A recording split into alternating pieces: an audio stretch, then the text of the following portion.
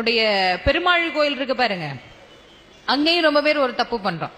இந்த பெருமாள் கோயில்ல தீர்த்தம் கொடுக்கறாங்க, தீர்த்தத்தை வாங்கி குடிச்சுட்டு உடனே நாமெல்லாம் ஒரு வேலை பண்ணோம்.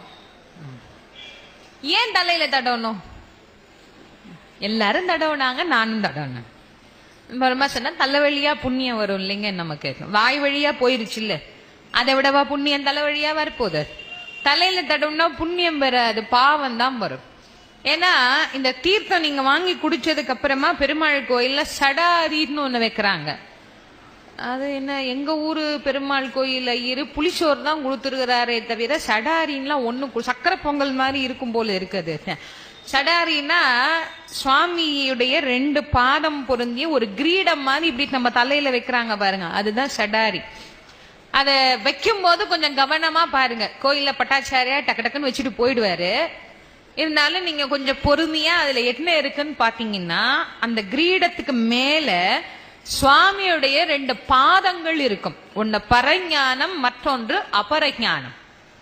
இந்த பரஞானமும் அபரஞானமும் எதுக்குன்னா நம்முடைய அறியாமையை போக்குவதற்கு. நம்முடைய திருவடியில சுவாமி தன்னுடைய திருவடியை கொண்டு வந்து வச்சா இங்க இருக்கிற அஞ்ஞானம் போய் மெஞ்ஞானம் வருமா. அதான் முடியில் அடி சூட்டுதல். நம்முடைய முடியில் இறைவனுடைய அடி சூட்டுவதுதான் அற்புதமான இந்த சடாரி வழிபாடு.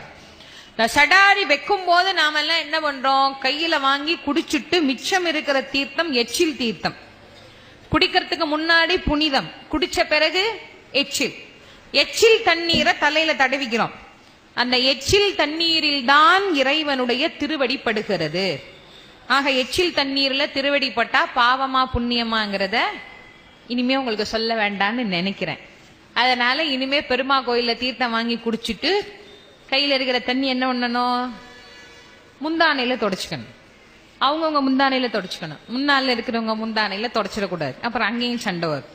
இது கோயில்ங்கிறது நான் முதல்ல சொன்ன மாதிரி புண்ணியத்தை ஏற்றுக்கொள்வதற்கு உண்டான இடம். அங்கங்க நாம பண்ற சின்ன சின்ன தப்பு அது மிகப்பெரிய பாவத்திற்கு நம்மளை கொண்டு போய் விட்டுடும். அந்த பெருமாள் கோயில் தீர்த்தம் எவ்வளவு புண்ணியமானது தெரியுமா? தொலையா வழிக்கு வரக்கூடிய தாகத்தை போக்கக்கூடியது அந்த தீர்த்தம் தான். மாரியம்மன் கோயில்ல கொடுக்கறது, பெருமாள் கோயில்ல கொடுக்கற தீர்த்தம் எல்லாம் மேல ஒரு வழி போவோம் பாருங்க, நெடும் பயணம், அப்போ ஒரே தாகமா இருக்கும். அப்ப நீங்க அங்க போய் மினரல் வாட்டர் எல்லாம் வாங்கி குடிக்கலாம் முடியாது, ஏன்னா கடையெல்லாம் கிடையாது, ஒண்ணும் கிடையாது. அந்த வழிக்கு தாகத்தை தீர்க்கறதுக்கு இந்த தண்ணி தான் வருமா. அதனால இனிமே பெருமா கோயிலுக்கு போனா அண்டாவா வாங்கி குடிச்சிருவோம். இது மொத்தமா தாகம் தீந்துரும் நினைக்காதீங்க. அந்த ஒரு உத்ராணி தண்ணி